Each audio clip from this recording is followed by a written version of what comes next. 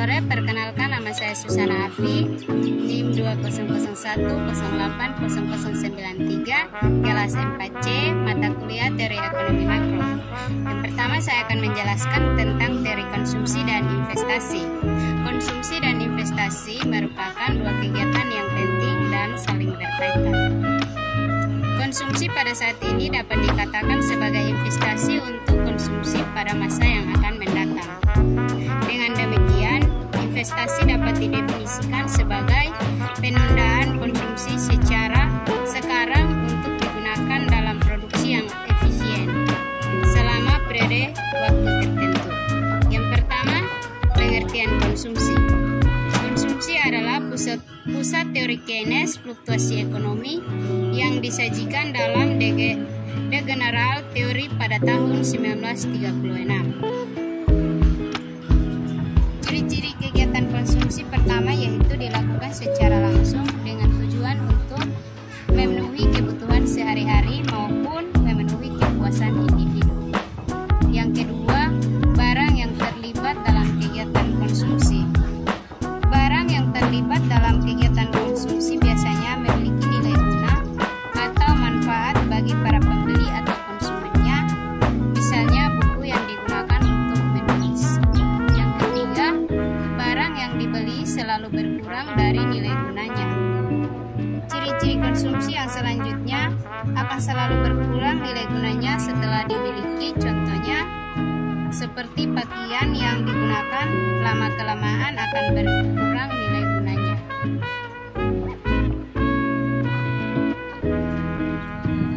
Fungsi kegiatan konsumsi.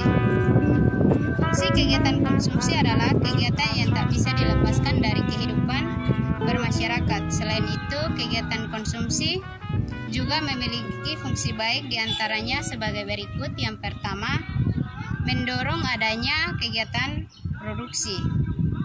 Fungsi utama kegiatan konsumsi adalah dapat mendorong yang daya adanya aktivitas produksi dengan adanya permintaan dari konsumen, maka kegiatan produksi bisa berjalan dengan lancar. Yang kedua, titik awal dan akhir kegiatan ekonomi. Kegiatan konsumsi berfungsi untuk menjadi titik awal dan akhir dari kegiatan ekonomi. Misalnya, Sobat OCBC ingin membeli sebuah laptop dan terjadi transaksi ekonomi setelah barang dimiliki, maka kegiatan ekonomi akan berhenti di titik tersebut. Yang ketiga, membantu penyesuaian rumusan UMR pekerja. Fungsi lainnya dari kegiatan konsumsi adalah untuk membantu penyesuaian rumusan UMR pekerja. Dengan begitu, hal tersebut dapat membantu memperkirakan taraf pajak serta rasio anggaran belanja negara.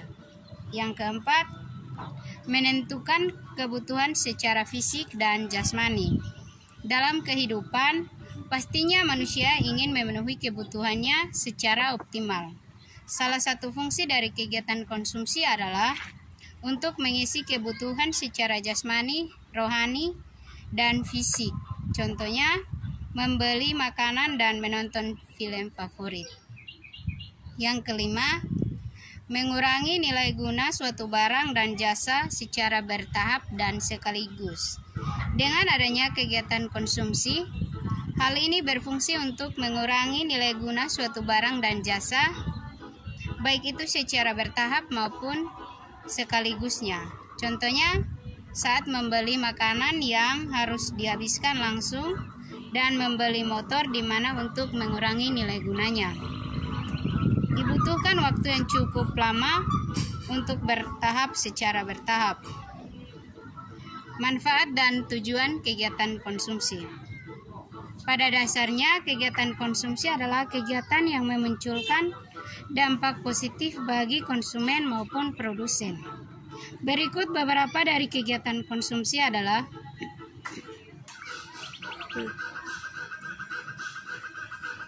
yang pertama, bisa memenuhi kebutuhan konsumen sehingga dapat mempertahankan hidup. Yang kedua, kegiatan konsumsi dapat memberikan kepuasan bagi konsumen. Yang ketiga, memunculkan rasa bahagia bagi konsumen.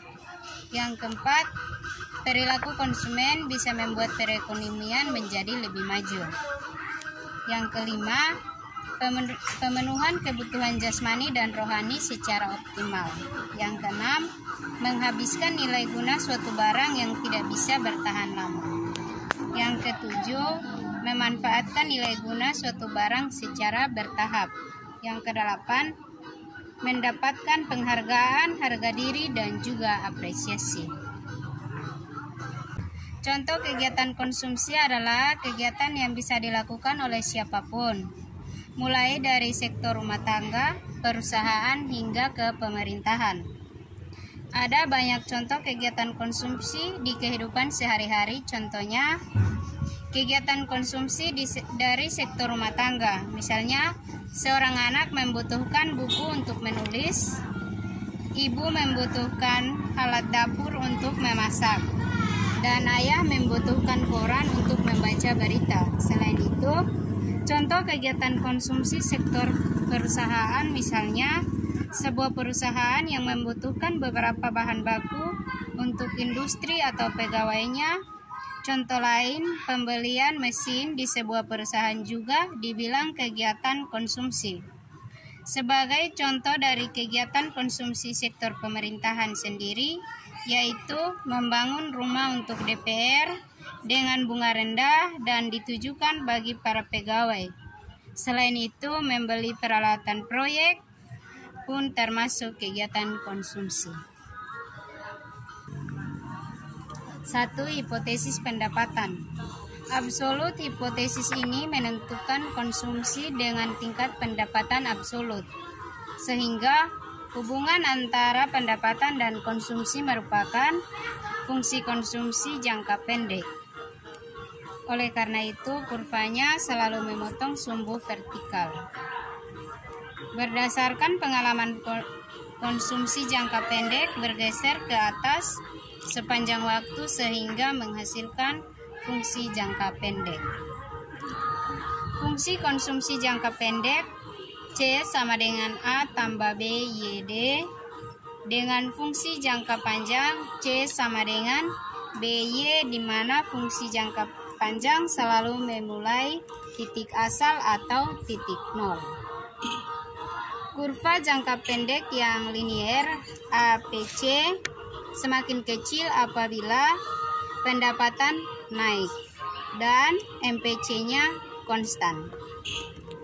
Kurva yang melalui titik nol yaitu kurva konsumsi jangka panjang, lerengnya lebih tajam atau lebih tegak daripada lereng konsumsi jangka pendek. MPC dan APC, fungsi konsumsi 450, O, Y, 01, A, B, AB, C sama dengan BY sama dengan C. A tambah B, YD, C, Y12, jangka panjang selalu sama besar dan konstan. Misalnya pada pendapatan nasional setinggi 0Y, maka APC sama dengan AY0 per 0Y0. Pergeseran fungsi konsumsi dari jangka pendek ke jangka panjang banyak dipengaruhi oleh beberapa faktor. Yang pertama, adanya imigrasi. Yang kedua, adanya barang produksi. Yang ketiga, adanya peningkatan dan kesejahteraan suatu bangsa. Yang kedua, hipotesis pendapatan relatif konsumsi merupakan fungsi dari pendapatan saat ini relatif dalam perbandingan dengan pendapatan tertinggi yang pernah dicapai sebelumnya. Konsumsi tetangga sekitarnya juga akan mempengaruhi tingkat konsumsi seseorang. Akibatnya, apabila tingkat pendapatan individu bertambah, maka konsumsi akan meningkat secara proporsional terhadap peningkatan pendapatan tersebut. Sedangkan apabila pendapatan turun, Konsumsi tidak akan turun secara proporsional mengikuti konsumsi jangka panjang, melainkan mengikuti fungsi jangka pendek. Jadi fungsi hipotesis dari hipotesis pendapatan relatif adalah fungsi konsumsi jangka pendek pada konsumsi jangka pendek diperoleh dari gerakan atau perubahan pendapatan dalam jangka pendek. Jadi apabila pendapatan seseorang turun, maka orang itu tidak akan menurunkan konsumsinya secara drastis, tetapi berusaha selalu mempertahankan tingkat konsumsi yang lama sehingga turunnya tidak langsung dari C0 ke C1 tetapi C0 ke C1 yang ditujukan oleh kurva konsumsi jangka pendek. Pada jangka panjang, akhirnya tingkat konsumsi kembali ke C1, jadi mula-mula pindah dari C0 C1 baru kemudian C1. Apabila pendapatannya turun lagi ke Y1 ke Y2, akan ada kurva jangka pendek lagi dan konsumsi turun dari C1 ke C2. Mengikuti kurva konsumsi jangka pendek itu, baru kemudian ke C2 yang terletak pada fungsi konsumsi jangka panjang.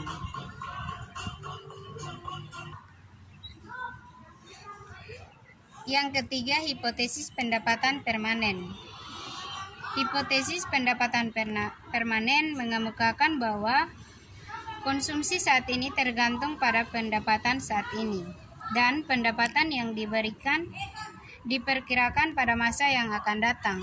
Alasannya ialah bahwa sesungguhnya pendapatan aktual itu dapat diperinci menjadi pendapatan permanen dan pendapatan sementara. Demikian juga dengan konsumsi, yaitu konsumsi konsumen, dan dapat ditulis sebagai berikut.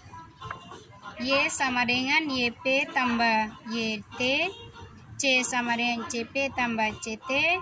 Keterangan Y sama dengan pendapatan aktual, YP yaitu pendapatan permanen, YT sama dengan pendapatan sementara, C sama dengan konsumsi aktual, CP sama dengan konsumsi permanen, CT sama dengan konsumsi sementara.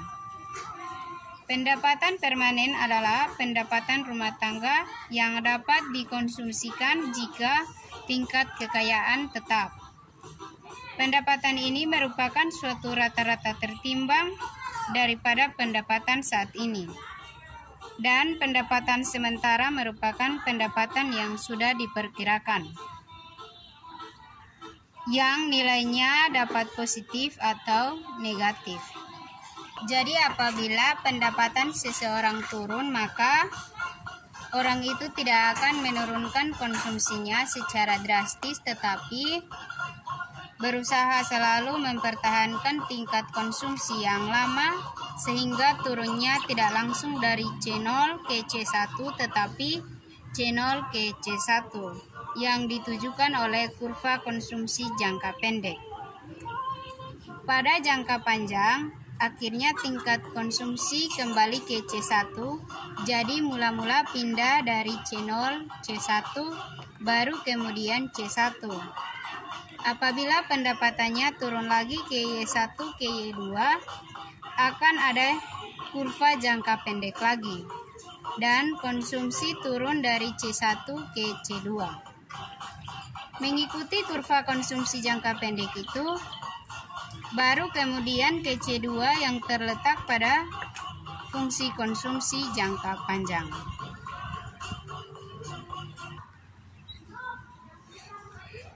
Yang ketiga, hipotesis pendapatan permanen.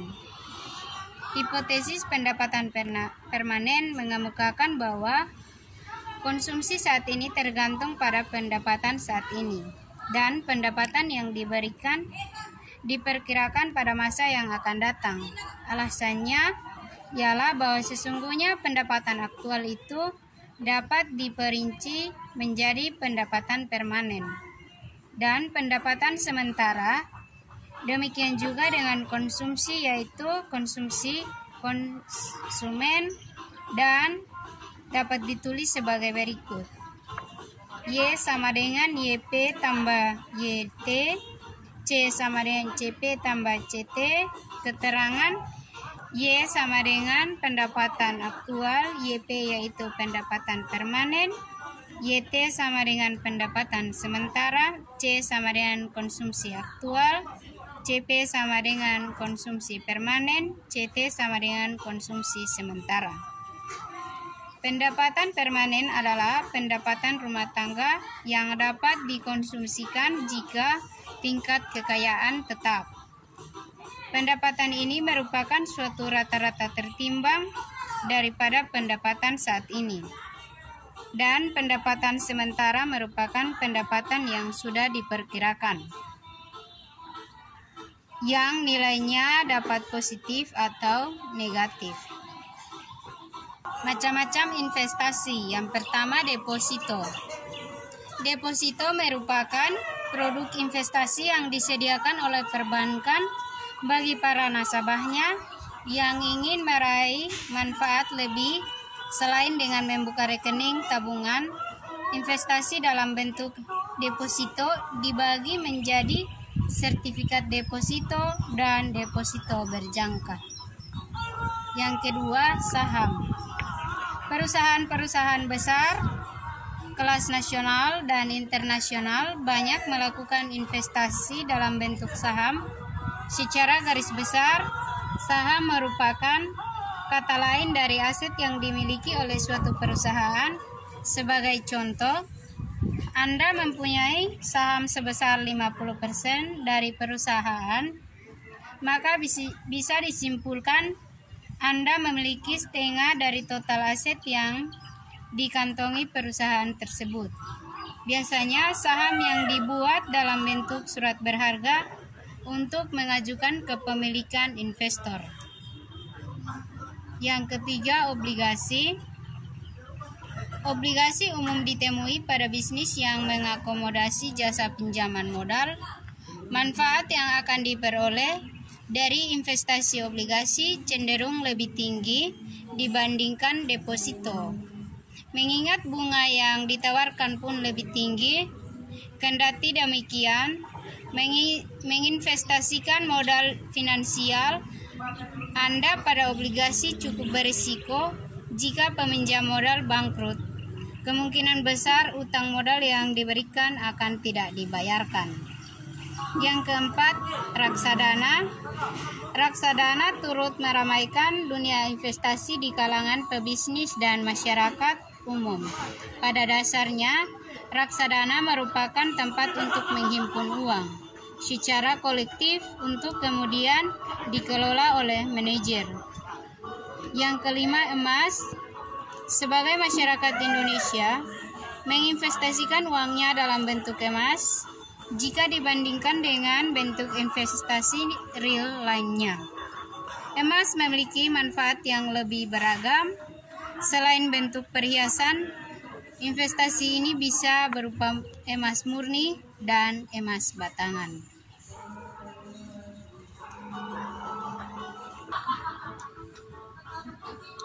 Sekian pemaparan materi dari saya terkait teori konsumsi dan investasi.